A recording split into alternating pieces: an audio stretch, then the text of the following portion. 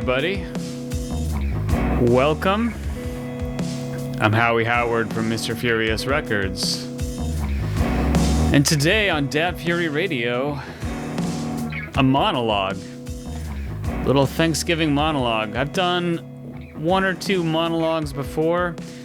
Not my main way I like to do the show, of course, but I need to fill some space. We have some super exciting stuff coming up. Best music of the year with Rob and Royce and maybe Corey. Going to be recording that in a couple of weeks. I'll be popping in some background music here. This is a work in progress, a track called Rubberneck that I will be adding some things to and sending over to Daniel. We are working on Dharmic Beams 2, and I'm generating raw material and sending it over to him and seeing what he does with it. And if he freaks it out too much, which I kind of hope he does, I love when he does that, then guess what? That becomes a dub version, and you get the dub version that is something that's closer to the original. So maybe that'll happen a long time from now, or not so long from now, but probably a long time from now. I have no idea how long we'll be working on that. I forgot about these drums that I put on here. Threw me off for a second. Anyway, Thanksgiving week for US Americans. Half of you are dying for your shows and your content and the stuff that you're used to accompany your travel or entertain you while you're maybe at a location that's challenging. This can be a challenging time. It can be a fun time. It can be a wonderful time. It can be a challenging time. The other half of you will never hear this. You skip all your shows when it's a holiday week and maybe don't circle back. So who knows what's going on with that. So here's what prompted the monologue. And to skip to the end, this is a monologue about celebrating discovery and music discovery. I should stop saying it's a monologue. That's probably not great pod. And there I went and did it again. But this idea about music discovery came from me reading the somewhat recent Pitchfork 100 top rap albums ever list. And I'm not going to talk about the list itself a whole lot. Of course, it's half just chalk, which is great. It should be. And half stuff I found just bonkers. But whatever, it got us talking maybe. It got me discovering things, which is what I want to talk about. It got me discovering, I'm not even a third of the way through the list yet, because I got to stop and listen to so much stuff. And it got me buying the Cannibal Ox discography on Bandcamp, so that's, it's worth it just for that, at least, right?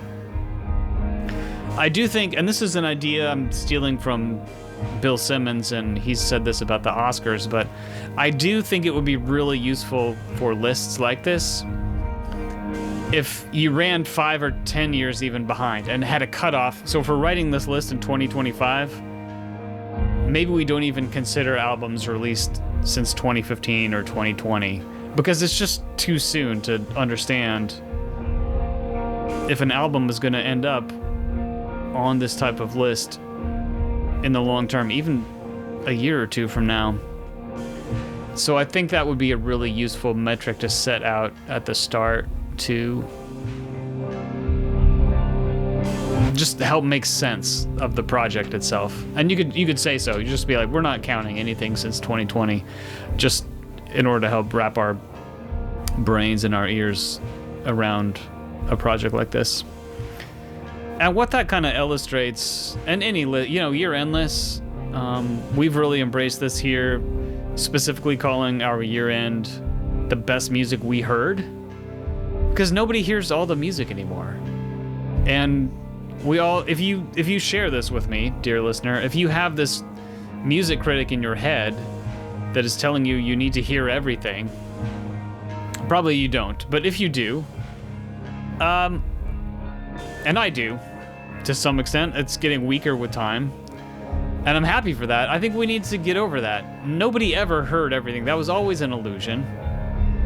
You know, and back to the Pitchfork list, I'm kind of embarrassed in a way that I haven't listened to Gang Starr as much as I should. And I'm making up for it now. I've been rocking Gang Starr in the car for the last month and loving it. But the part of me that says, well, you should really have known Gang Starr's discography forward and backward and inside out by now. I need to get over that. Nobody knows all the music. It's okay for me to be discovering Gang Starr. I mean, I love Premier's beats forever, and I don't know, I never did the deep dive, and that's okay. It's okay to be doing the deep dive now and loving it and embracing it, and that's okay. I had no idea that the Ooh La La Run the Jewels song was a Gang Starr reference. I didn't know. There's another bit on one of the Gang Starr records that there's an intro. Let me back up. So there's an intro, and I forget which track it is, but there's an intro in one of the songs on The Roots Come Alive, which is just like a top 10 comfort. You know, I'll put that on when I'm feeling good. I'll put that on when I'm feeling bad. Roots Come Alive is just like a warm hug to me. But there's an intro to one of the songs on there that's a Gang Starr lift reference, homage. And I didn't know that. I just thought it was the Roots. And that's, you know, it's so much fun to discover that stuff. And, you know, the part of me that feels bad for not knowing that already needs to go away. There's nothing artistically useful. There's nothing, I don't want to say morally useful, but that's not a healthy reaction. You know, we should celebrate discovery. There's that great XKCD cartoon about being for everything that everybody knows. And the cartoon, the comic, I should say. They don't like it when you say cartoon. The comic is about Pop Rocks and Coke. Not Pop, what do you put? What's the candy you put in the Coke?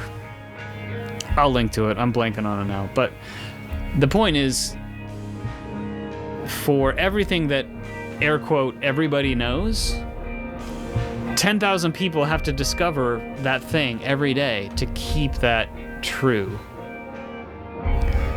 And, you know, Gang Starr isn't even something that everybody knows. A bunch of you listeners in hip-hop world, it's something everybody in that world knows, maybe.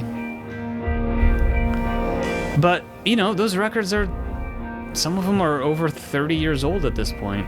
And not everybody knows them anymore, and that's okay. They're great, and I love them now. And I'm glad I love them in more depth now that I've spent a bunch of time with them, but it's okay for me to be discovering Gang Starr in 2025. And I say that by way of hopefully validating for you that whatever you're discovering, it's okay to be discovering it now. The idea that we have to know everything is kind of, to put some music critical terms around it, it's kind of a 90s rockist concept. And what the replacement standard for ourselves, internal standard that I want to leave you with, is the idea that what is your pace of music discovery? And are you happy with it? Is it an enjoyable pace for you? Are you finding new stuff you love at a pace you're happy with? I think that, for me at least, is the new goal, and it's very much true. If anything, I'm certainly not on the verge of discovering too little, and you'll hear it in the best of the year list. My top tier is as full and as good as ever, and my next, you know, more music that I love tier is bigger than ever.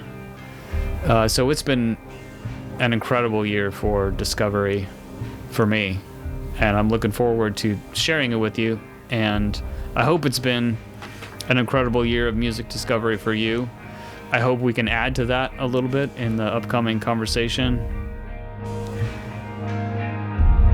And I encourage you to think about your pace of music discovery, and is it what you want it to be?